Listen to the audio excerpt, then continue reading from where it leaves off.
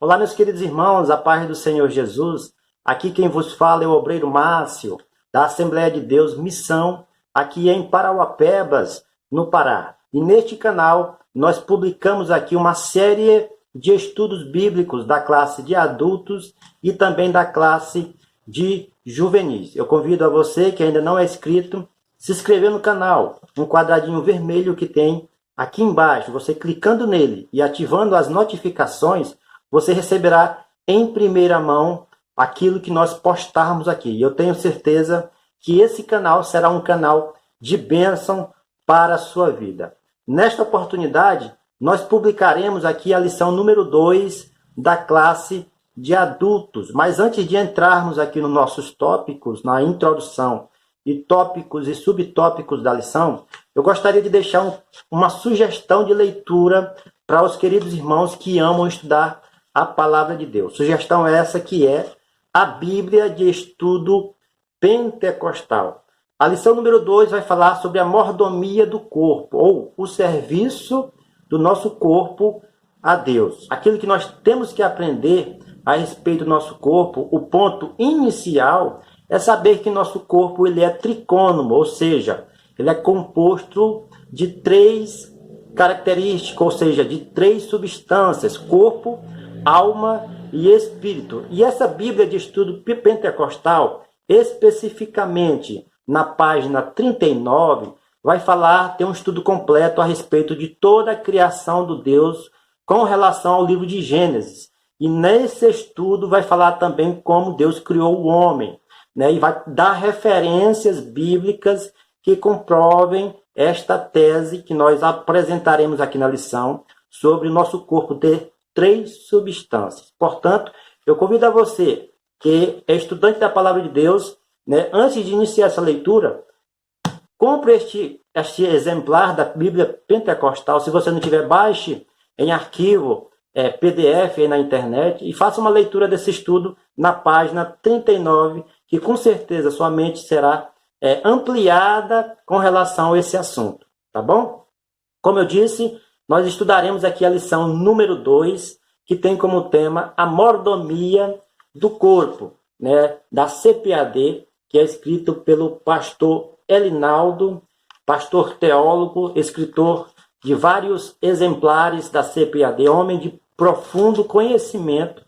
E nós estamos aqui para continuar a colocar para os irmãos mais detalhes, mais, podemos dizer assim, mais informações, para que os irmãos possam dar a sua aula da melhor maneira possível. O texto áureo desta lição diz: rogo-vos, pois, irmãos, pela compaixão de Deus, que apresenteis o vosso corpo em sacrifício vivo, santo e agradável a Deus, que é o vosso culto racional. Romanos, capítulo 12, versículo 1. A verdade prática dessa lição diz: o corpo do cristão é o templo do Espírito Santo e, portanto, deve ser preservado para a glória de Deus. Então, nós já vimos aí, só na lição, só na leitura oficial, no texto áureo da nossa lição, que o corpo ele é de suma importância também para Deus. Não somente nossa alma, não somente o nosso espírito,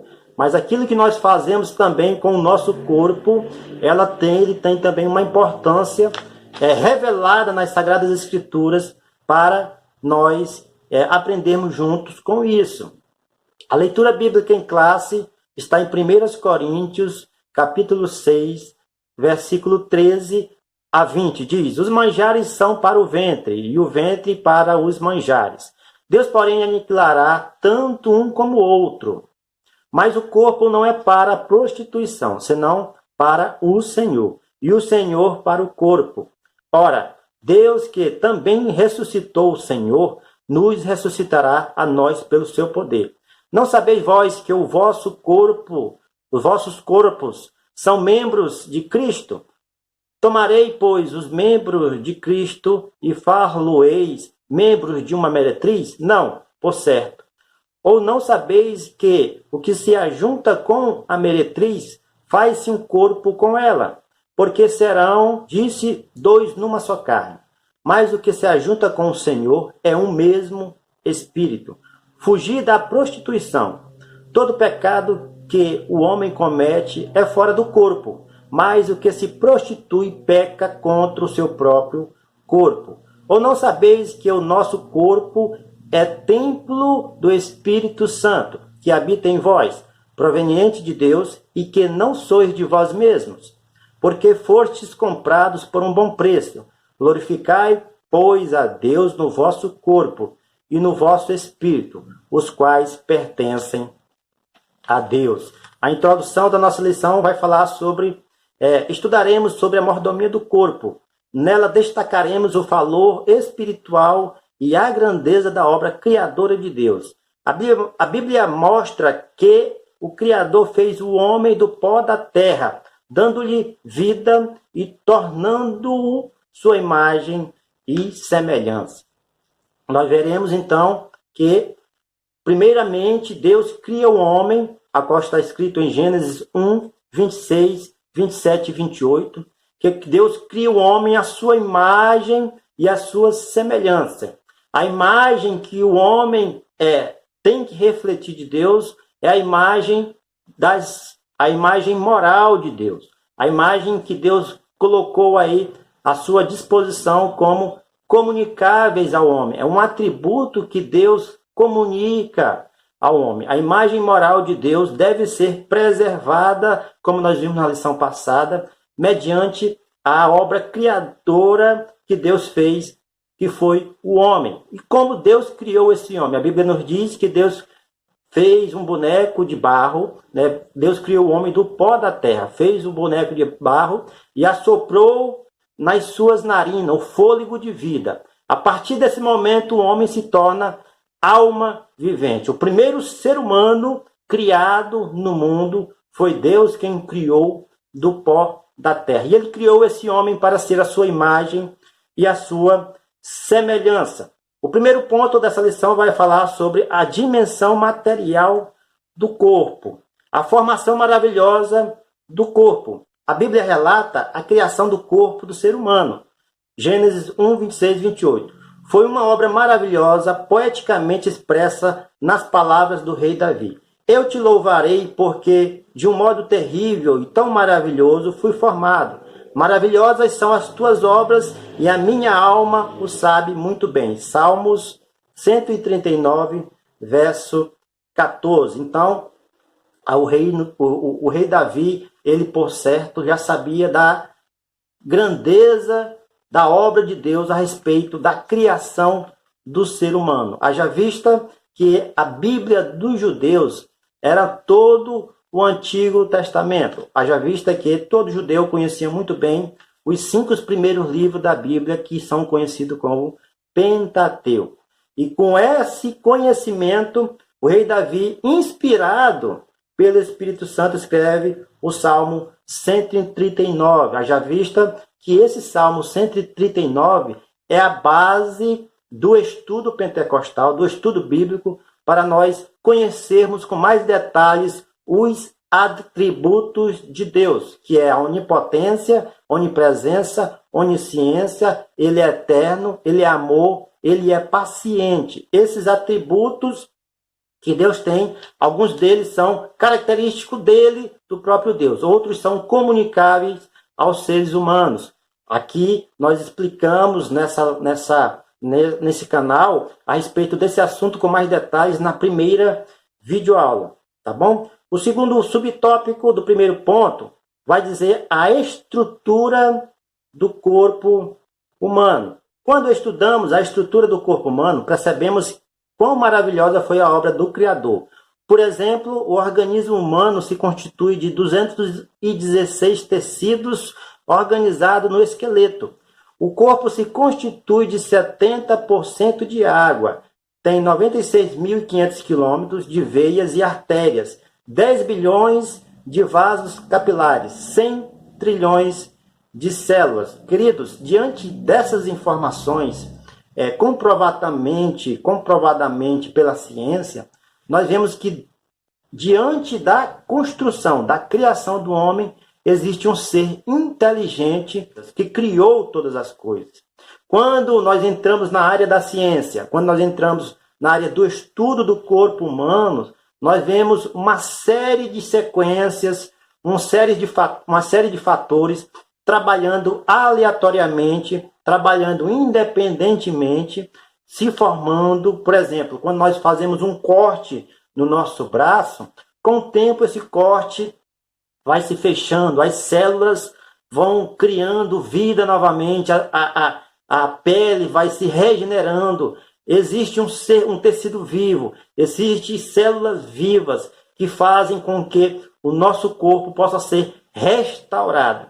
E diante deste tão maravilhoso milagre, é impossível nós não acreditarmos que existe um ser inteligente que criou todas as coisas, que fez o ser humano.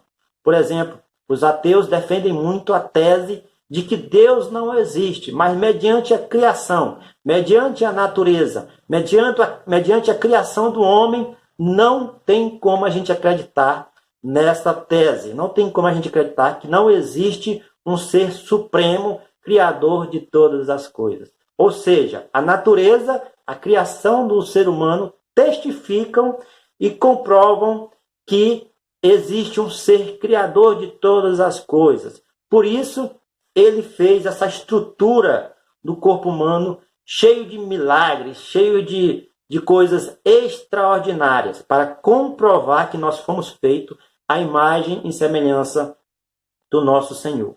Vimos um pouco a respeito da estrutura do corpo, de quem criou o corpo, se o corpo é relevante, se o corpo é importante para o Senhor, para o nosso Deus.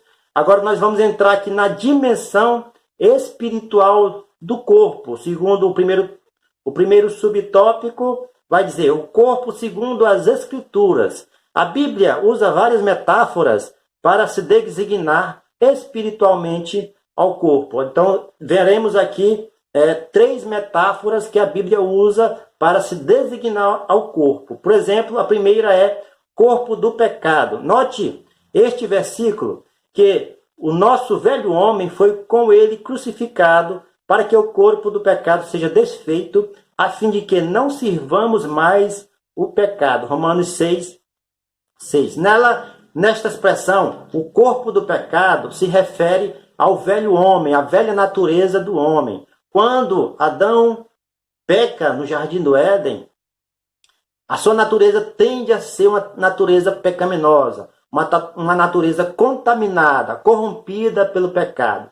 Antes do pecado, Adão era santo, era justo, era inocente, ele não conhecia o mal, ele não era conhecedor do bem e do mal. Após o pecado, a natureza do nosso corpo se torna pecaminosa. E por isso nós conhecemos então a morte física. Se o pecado não estivesse entrado no mundo, nós não morreríamos. Por certo, nós viveríamos eternamente. Então, a nossa revista vai falar sobre o corpo do pecado, que é com relação à velha natureza do homem. Porque quando nós aceitamos a Cristo, quando nós nos rendemos a Cristo, o nosso corpo, que é tendencioso a satisfazer as obras da carne, começará então a andar pelas obras do Espírito, a qual fala em Romanos, versículo 8 e 1.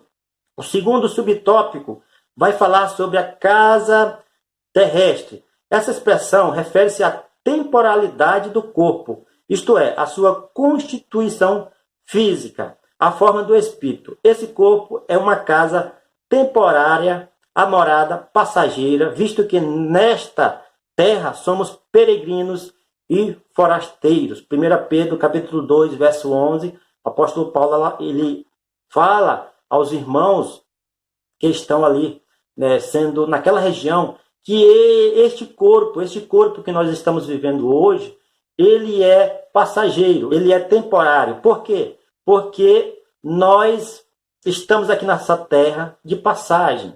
Este corpo que é corrompido, no futuro se revestirá da incorruptibilidade, ou seja, de um corpo que não tem pecado, de um corpo que não tem falhas de um corpo que está totalmente fora da corrupção do gênero humano. Então, esse corpo aqui na Terra, neste momento, nós precisamos então andar em santidade, andar no processo de santificação, conhecer mais a Cristo, fazer com que o nosso corpo seja um culto racional diante do Senhor. E como nós fazemos isso? A revista nos dá alguns pontos que nós veremos aqui mais na frente, do templo do Espírito Santo.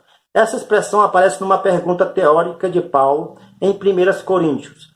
Ou não sabeis que o nosso corpo é o templo do Espírito Santo, que habita em vós, proveniente de Deus, e que não sois de vós mesmos? 1 Coríntios 6,19. É um texto base, é um texto que nós usamos muito, ao qual o apóstolo Paulo que fala que nosso corpo ele é templo e morada do Espírito Santo.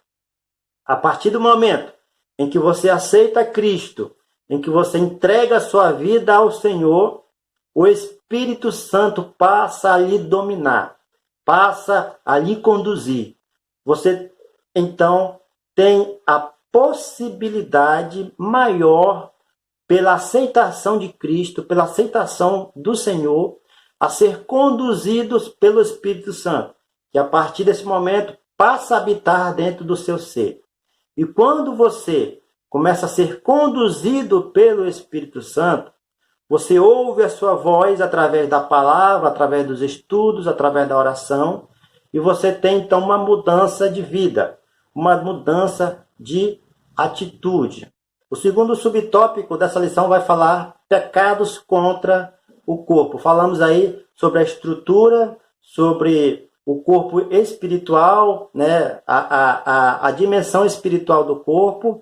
Falamos aí sobre o corpo do pecado, que é o corpo tendencioso a pecar. Falamos aí sobre a casa terrestre, que o nosso corpo ele é um corpo temporário aqui. Falamos aí que a nossa casa terrestre também, né? Ele é o templo e morada do Espírito Santo agora, nos dias atuais. No futuro ele será glorificado, nós seremos ressuscitados, né, de forma física, de forma com o corpo, né, transformado, incorruptível. Agora nós vamos falar de como nós devemos então fazer com que o nosso corpo possa ser ressuscitado, assim como o corpo do Senhor Jesus foi. Como nós podemos então estar com o Senhor e lutar contra esse mal que está em nossas veias, né? Que o Espírito Santo nos dá força. Como é que nós podemos então lutar? Número 2 fala sobre pecados contra o corpo. A Bíblia adverte acerca dos pecados contra o corpo, né? Existem várias advertências da palavra de Deus a respeito do pecado, a respeito do que nós fazemos com o nosso corpo, que é abominável aos olhos de Deus. A primeira opção vai dizer sobre a prostituição, adultério e a fornicação. 1 Coríntios capítulo 6, 13 diz: mas o corpo não é para a prostituição, senão para o Senhor, e o Senhor para o corpo. A prostituição, ela é um ato, ela é uma atitude em que a pessoa vende o seu corpo para ter relações sexuais. A fornicação é o ato de dois jovens, duas pessoas solteiras, que ainda não foram casados, né, civilmente, não foram casados diante da lei dos homens, elas então começam a praticar o ato sexual antes do casamento. E o adultério é uma pessoa que é casada, que tem uma relação extraconjugal ou uma relação sexual fora do casamento. Ou um homem ou uma mulher casadas, ou um homem casado com uma mulher solteira. O homem casado pratica adultério, e a mulher solteira, que é solteira, está praticando fornicação, né? Que é o ato de sexual antes do casamento. E essas práticas são práticas abomináveis aos olhos de Deus, a qual Apocalipse capítulo 21, verso 8, vai falar muito bem sobre isso. Várias práticas que são alencadas ali, que nós não podemos praticar, porque nós estamos, então, transgredindo, praticando pecado contra o nosso próprio corpo. Lembrando a você que os pecados aqui têm relação com a vida sexual. O corpo está mais relacionado aos pecados sexuais. A segunda opção dos pecados contra o corpo é o homossexualismo. O Antigo Testamento condena explicitamente a união homossexual, considerando a abominação diante de Deus. Levítico 20:13 fala sobre isso e também Levítico 18 e 20, porque Deus criou o homem, né, no início, Deus criou o macho e criou fêmea. Nós vemos aí que Deus, ele cria Adão, e da costela de Adão, ele faz uma super operação. A primeira operação que nós vimos aí terrestre, né, foi feita pelo nosso próprio Deus, e através dessa costela de Adão, Deus cria a mulher. E o texto deixa muito bem claro que Deus criou macho e fêmea. Por que que Deus fez macho e fêmea? Porque através dessas duas espécies de seres humanos, Deus ordena para eles então multiplicar, para eles então fazer com que a terra, encher a terra de pessoas. Sem a criação do homem e da mulher, não existiria mais pessoas, não existiria a procriação de pessoas, não existiria a família que nós vemos hoje. A família tradicional, a família que Deus criou, ela é composta por homem e por mulher. A família que Deus criou, ela é composta por essas duas substâncias, por essas duas pessoas, esses dois sexos. A outra opção que a nossa revista vai falar sobre a transexualidade segundo a OMS, a Organização Mundial de Saúde. A transexualidade é um transtorno de identidade de gênero ou distorção nesse transtorno ao homem. Nesse sentido, um homem quer ser uma mulher ou se sente mulher e por isso não aceita o próprio corpo. Uma mulher se sente homem, igualmente não aceita o próprio corpo. Então nós vemos aí que em Gênesis capítulo 1, 27, foi um versículo que eu citei aí passado, que Deus criou macho e fêmea. Como nós somos nascidos, é a maneira em que Deus criou, a maneira em que Deus permitiu que nós nascêssemos. Segundo a OMS, é um transtorno de gênero, é um transtorno de pensamento, é uma confusão de ideias, é uma confusão de pensamentos. Nós temos que seguir a linha de raciocínio, a linha das Escrituras, a linha da palavra de Deus, que Deus criou o homem e a mulher, que Deus criou macho e fêmea. Agora nós vamos ver aqui a respeito da santificação. Nós vimos aí como devemos evitar os pecados contra o corpo e quais são eles. Agora nós vamos ver aqui um texto. Agora nós vamos ver aqui como nós podemos então entrar na santificação, que é o nosso terceiro subtópico, a santificação do corpo. É o ponto fundamental na mordomia do corpo. Diz a Bíblia: segue a paz com todos e a santificação, sem a qual ninguém verá o Senhor. Hebreus 12, 14. Então a santificação do nosso corpo, ela é necessária. Agora, tem uns que pensam, não, mas Deus quer apenas meu espírito, Deus quer apenas minha alma. Mas não, Deus quer todos os três aspectos totalmente irrepreensíveis diante do Senhor, a qual fala em 1 Tessalonicenses, capítulo 5, verso 23. Inclusive, este também é um dos textos que comprovam a triconomia do corpo, o corpo em três, o corpo humano feito em três em um. Os meios de santificação que vêm da parte de Deus. É Deus que age diretamente na santificação integral do crente, espírito, alma e corpo. O Altíssimo também o santifica através de Cristo, Efésios 5, 25, também através do Espírito Santo, 1 Coríntios 6, 11, e também da palavra de Deus, João 17, 17, a qual diz: santifica na verdade, a tua palavra é a verdade. Então, o Espírito Santo é o nosso agente que nos santifica. Quando nós aceitamos a Cristo, é a ação do Espírito Santo por intermédio de Cristo que faz a gente continuar nos santificando. E a palavra de Deus é a nossa instrução, é a nossa única regra de fé, é o manual que Deus deixou para nós aqui nos santificar e aprender mais sobre a vontade de Deus. A responsabilidade humana na santificação. Deus não entrega ao homem um pacote de salvação pronto e acabado.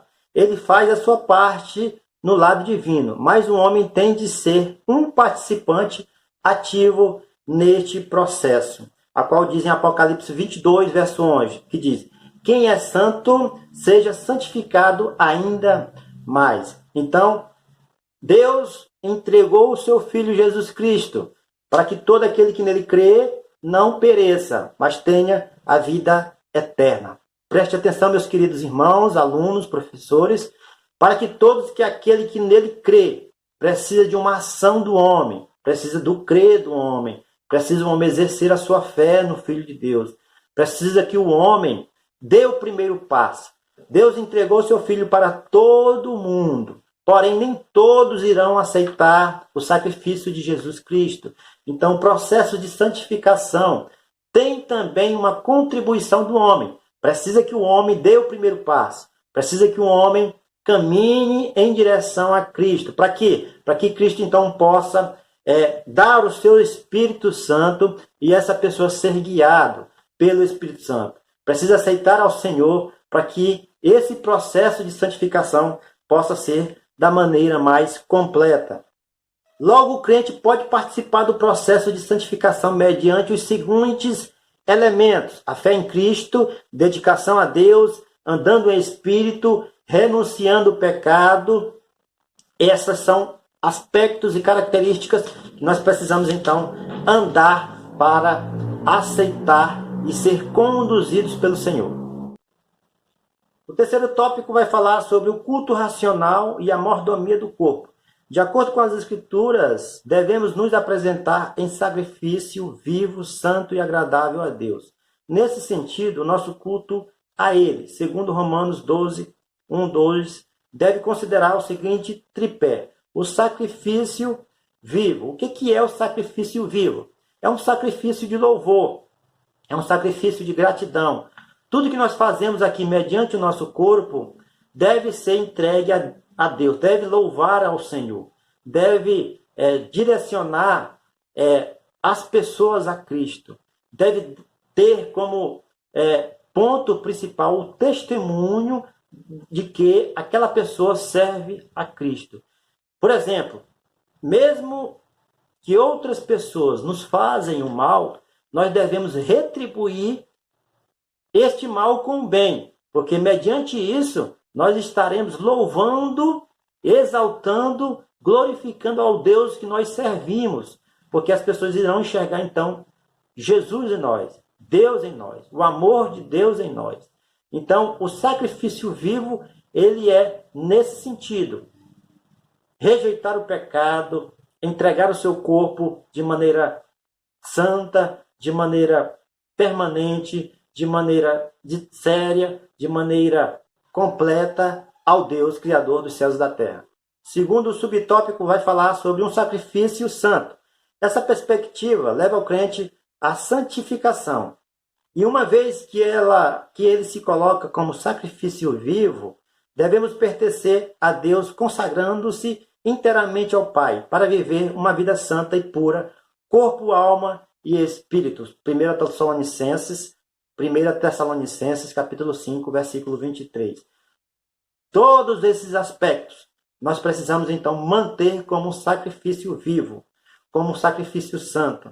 E o terceiro subtópico vai falar sobre um sacrifício agradável. Oferecendo-se em sacrifício vivo, o salvo é visto pelo Senhor como uma oferta de grande valor. Salmos 51, 17. Através desse sacrifício, através dessa renúncia, através da nossa entrega completa a Deus, através do testemunho do nosso corpo, através daquilo que nós fazemos com o nosso corpo, honrando ao Senhor, Deus enxergará nós como uma oferta agradável a Ele, como um cheiro suave a Ele, como algo que agrade os seus olhos. Podemos assim dizer que a palavra de Deus, ela nos fará ser conduzidos pela vontade de Deus. O Espírito Santo também nos conduz, e Cristo Jesus, na nossa vida, também estará nos conduzindo. Precisamos então aprender isso, meus queridos irmãos, que o nosso corpo é importante também. Por isso, essa lição é uma lição rica. Na próxima lição, nós veremos sobre a mordomia da alma e do espírito. Nós explicaremos com mais detalhes esta questão. Convido a você que não é inscrito, se inscreva no canal, compartilhe os nossos vídeos, compartilhe as nossas mensagens, as nossas videoaulas, que eu tenho certeza que assim como você está sendo edificado, outras pessoas também serão edificados pela palavra do Senhor. Fiquem todos na paz e até a próxima aula, se o nosso Senhor Jesus nos permitir.